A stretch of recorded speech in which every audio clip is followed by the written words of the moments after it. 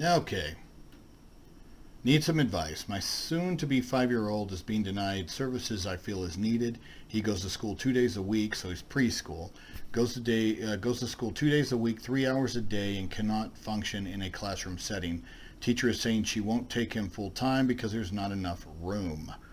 All right, so yeah, it goes on.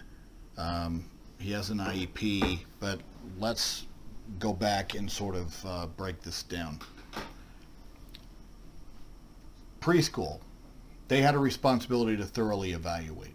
And in that responsibility to thoroughly evaluate, they were to do so in such a manner to determine what exactly he needed and in what at what level of service intervention. Okay, if your child has autism, and I believe that that's what I see there or that I've gathered, and if that's the case, then the good guideline for the peer-reviewed, scientifically proven offering that should be made, and that's the other thing, guys.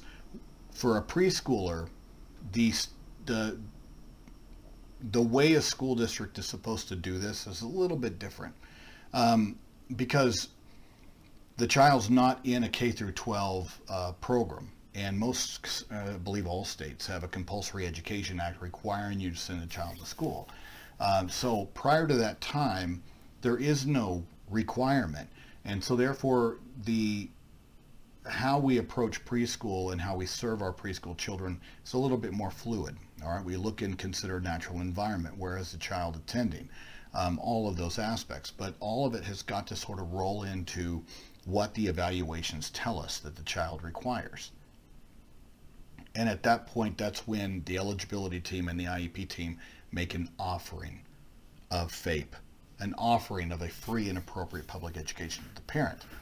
And for autism, that would be at least a 20-hour a week full time. That would be considered a full time preschool program that has a variety of interventions and is in a preschool environment that has about a 50-50 makeup of IEP students to non-disabled peers. That's what the laws or that's what the science tells us. Now, at the same time, so the little excuse that they gave you that, we just don't have the room, now that's administrative convenience, and that's the kind of administrative convenience or the kind of excuse that just doesn't fly legally, okay? Because it has nothing to do with the mandate to provide a free and appropriate public education. The fact that there's not enough room isn't the child's fault if the evaluations and the science is telling us that this is what the child requires. That's like saying, well, the other 5 kids got here before he did. By what? The arbitrary factor that he didn't turn 5 in time or 3 in time? Come on, people. Be smarter than that.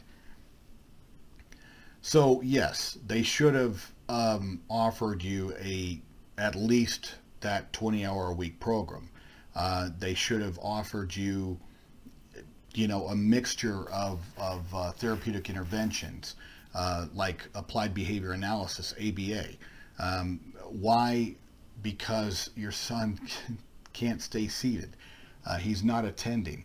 But yet we're hurtling toward kindergarten, aren't we?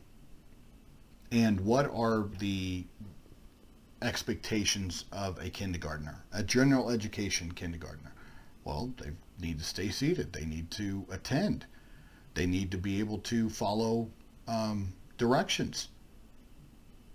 And so who's responsible if the child isn't prepared? Does that fall on you as a parent? No. It falls on them.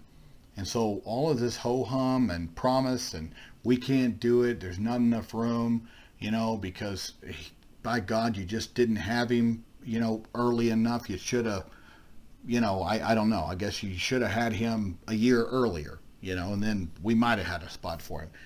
These are all arbitrary things, and these are all things that they can't do, okay, or shouldn't do. Many schools do them. So you sit there and you go, well, do I call ADAP? I mean, I don't know what you did, because you did ask this question a couple months ago, and I do apologize. Trying to catch up. You could, you might have,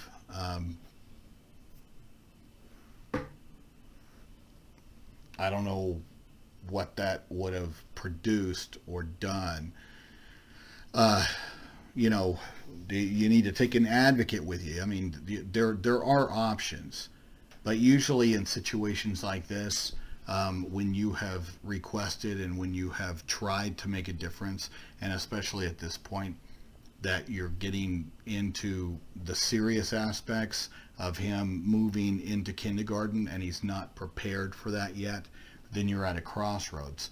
Would it be beneficial for him to repeat a preschool year and be able to supercharge his intervention by holding them accountable for what they didn't provide, during this critical time frame?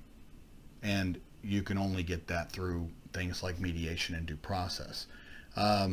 Send me a private message and, sort of let me know where you're at with regards to status and whether it's still the same, or whether you did include an advocate or some other mechanism and got that expanded, which you should have. And now that we're going into, the school shutdown, this becomes even more critical with regards to how you're going to address this next school year. Okay, but they should have, quite frankly, they should have offered you a full school offering. All right, and they didn't do it. And I'm talking about a full-time preschool program that had the necessary services that are peer-reviewed and scientifically based for his disability category.